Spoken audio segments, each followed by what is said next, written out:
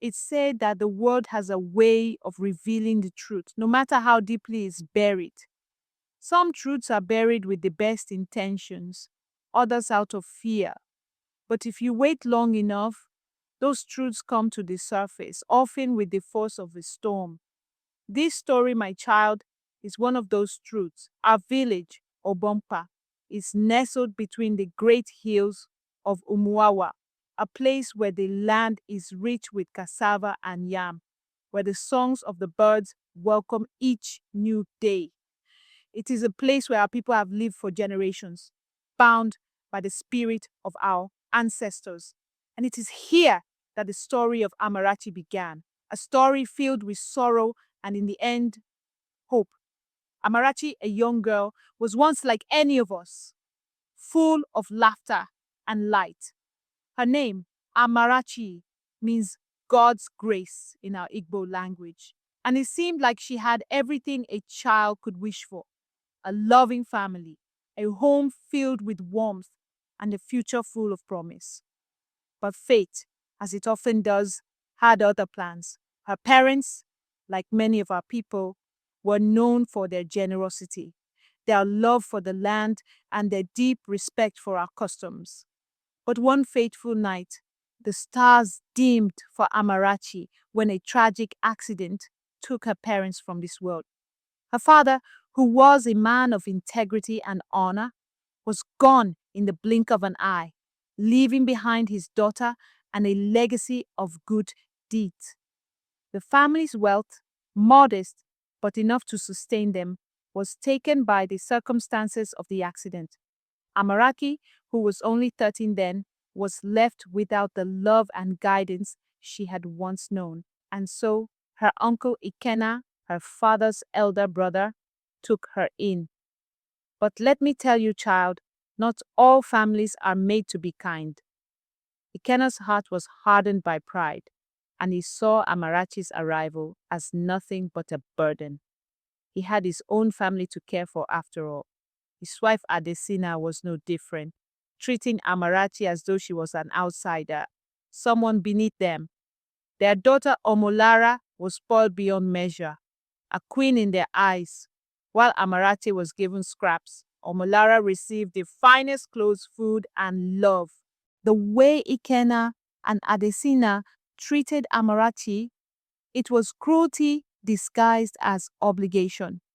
They worked her like a servant, making her do the chores, while Omolara enjoyed her life without lifting a finger. You could see it in the way they looked at her. There was no compassion in their eyes, only judgment. And Ikena, who should have been a father figure, turned his back on her at every turn. Still, Amarachi endured. She had no choice. She told herself that they were her only family and that at least she had a roof over her head.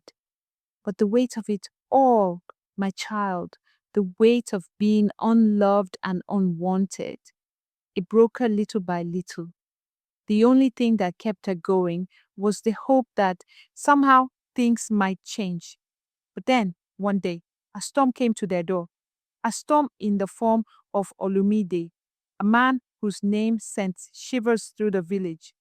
Olumide, Olamide as we sometimes called him, was a man of wealth, power, and ruthless ambition. He owned half the businesses in the town, and his influence stretched far beyond our village. No one dared cross him. You see, Ekena, who had been struggling to keep his business afloat, had taken a loan from Olumide. The loan was substantial, more than he could ever repay. And like many people who fall into desperation, he promised Olumide that he would pay back the debt, but time passed and the debt grew larger. One day, Olumide arrived in Obompa, as was his way. He came in a sleek black car, surrounded by his bodyguards, their shadows looming over the village. The elders, who had once respected Ikena, now cowered at the sight of Olumide, knowing that his wrath was swift and unforgiving. "I've come for what's mine," Olumide said, his voice cold, his eyes like true stones. Ikenna knelt before him, begging for more time, but Olumide had no mercy. You cannot pay me, Olumide said, turning to his men, his face unreadable. Then I shall take something of equal value. And that is when Ikenna, in his desperation, made a choice that would change everything. Take Amarachi, he said, his voice trembling. Take my niece. Instead, it was as if time stopped. Amarachi, standing in the corner, frozen with fear, looked at her uncle. Uncle, please, she whispered, but her plea fell on deaf ears. Ikenna and Adesina, who had never shown her love, now abandoned her without hesitation. They sent her away to Olumide, their burden, their shame, with nothing more than a cold glance. And so my child Amarachi was taken. Olumide's men dragged her from the house, and Ikenna and Adesina didn't even look back. I remember how she looked, tears streaming down her face as she was led away.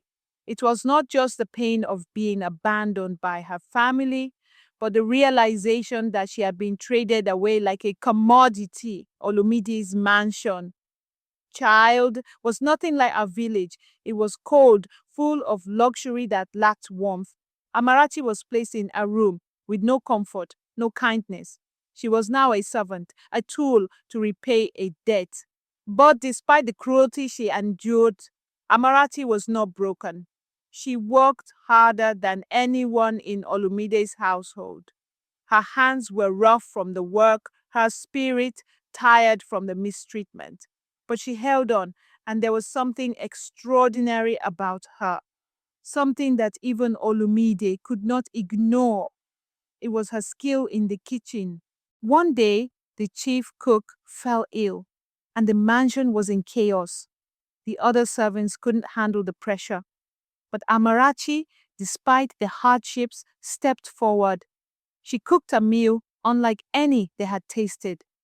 Olumide, who was usually so indifferent to the lives of others, was stunned by the flavor, the care, the mastery of the meal. From that moment on, everything changed for Amarachi. She no longer scrubbed floors or washed clothes. She became the personal chef of Olumide, a position that would change her life forever.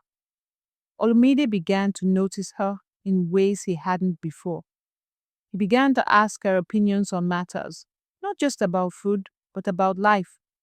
And slowly, through her wisdom, her quiet strength, Olumide began to change. He was no longer the ruthless businessman. Amarachi, through her kindness and intelligence, had opened his eyes to something deeper, something beyond power and wealth. As time passed, Olumide realized that he had feelings for Amarachi. And in his own way, he confessed, "You've changed me," he said to her one night. "I don't want you to be with anyone else. I want you, Amarachi." She too had feelings for him. But she was hesitant. She had seen his past, the women who came and went, and she feared that she might only be another passing fancy. But Olumide, knowing he had changed, reassured her. He had no other woman in his life, and so their relationship blossomed. Olumide, the once cold and distant man, became a man who valued love and commitment. Amarachi, the once broken girl, found herself in a place where she was truly seen and loved. In the end, it was Ikana and Adesina who suffered. They lived with the consequences of their actions, while Amarachi lived the life she deserved, with a man who valued her for who she truly was. That, my child, is the story of Amarachi and Olumide.